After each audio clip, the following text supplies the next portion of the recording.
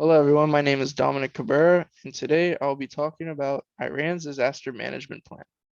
So, to begin with, I'll be talking about the rationale and history behind Iran's disaster management plan. So, one of the earliest known disaster management plans was implemented in 1991, 1 year after the Manji earthquake. The Manji earthquake was one of the most devastating earthquakes to ever hit Iran, killing more than at least 35,000 people. So it was very bad.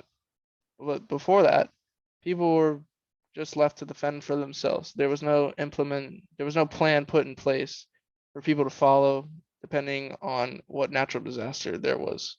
So moving on, Iran established the National Disaster Management Law in 2019 to help with rebuilding of damages made by natural disasters. Next, I'll be talking about implementation pattern. The Iranian government is responsible for all of its citizens living in their country. This is typically what we know as a top-down approach, where a disaster management plan starts at a national level, meaning at the head of the government, and then eventually works its way down to a local level. When a disaster occurs, its citizens follow safety guidelines provided by the national government, but depending on what part of the country people live in, they sometimes take the advice of local officials. Next, disaster hazards and planning. So typically in Iran, the citizens face three types of natural disasters. These are earthquakes, flooding, and drought. In response to earthquakes, Iran created a hazard reduction program dedicated to alert people via their cell phone, if they have one, whether an earthquake is detected in the surrounding area where they are. For floods, it resulted for Iran to create a flood hazard map to help people identify which parts of the country suffer more than others. So if people see that they are in an area where floods happen more than other areas, they can make decisions depending on whether they want to move out of that area or stay in the area, depending on how bad it is.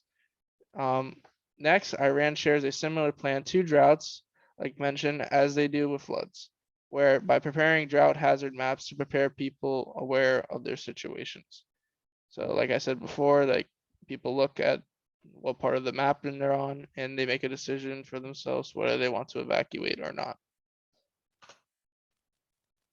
Participants in Iran's disaster management plan. So in Iran, there's typically three agencies under the Ministry of Interior that help people that are affected by natural disasters.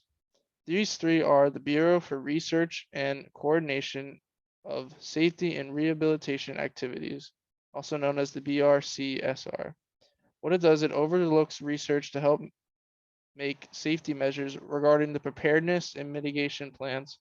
So basically provides like data on whether the citizens of Iran are prepared for natural disasters or not, whether they need more supplies or less supplies.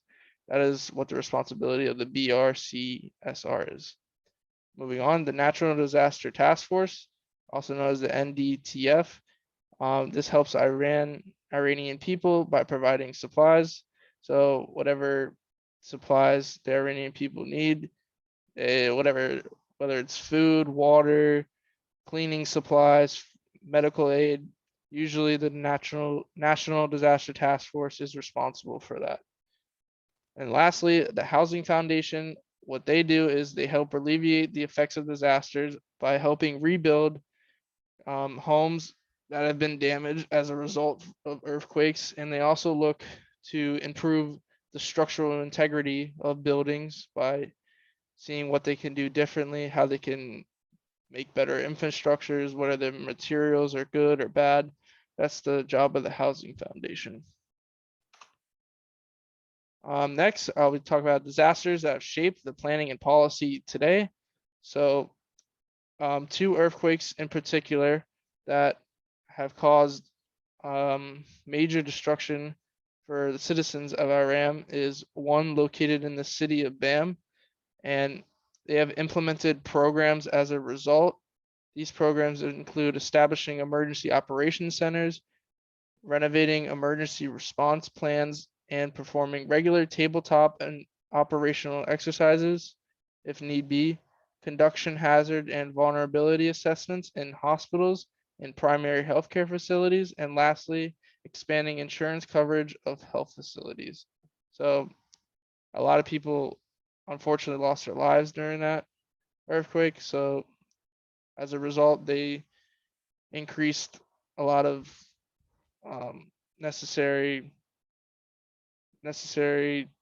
implementations that made the healthcare system better, made people, in the case they get hurt, they have good healthcare to go to, so they won't unfortunately pass away, which was a good thing.